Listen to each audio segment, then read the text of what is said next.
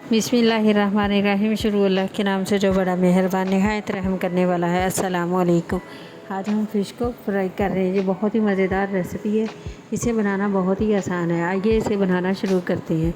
मैंने 2 kilo fish ली, इसको मैंने धो कर सुखा लिया था। अब हम इसको मैरिनेट करेंगे। मैंने 4 से 5 टेबल स्पून लेमन जूस शामिल किया। अब मैंने हरी मिर्च, लहसुन, अदरक को मैंने पीस लिया था, अब वो शामिल करेंगे। 1 टेबल स्पून लाल मिर्च पाउडर शामिल करेंगे। हाफ़ टी स्पून नमक शामिल करेंगे। 1 टेबल स्पून हम टिक्का मसाला शामिल करेंगे। हमने इसकी आपको रेसिपी दी हुई है, वही मैंने शामिल किया है। हाफ़ टी स्पून हम हल्दी शामिल करेंगे। हाफ़ टी स्पून कसूरी मेथी शामिल करेंगे। 1 टेबल स्पून हम धनिया पाउडर शामिल करेंगे। हाफ़ टी स्पून हम अजवाइन पाउडर शामिल करेंगे। अब हम इसको अच्छी तरह से मिक्स कर लेंगे।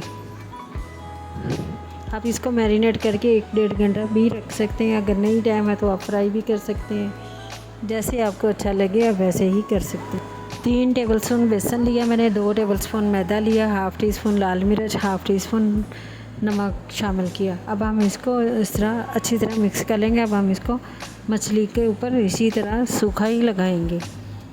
हम इसको अच्छी तरह मिक्स कर लेंगे।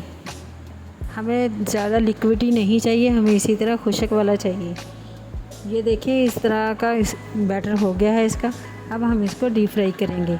मैंने घी को पहले गर्म होने के लिए रख दिया। हम इसको फ्राई होने के लिए छोड़ देंगे।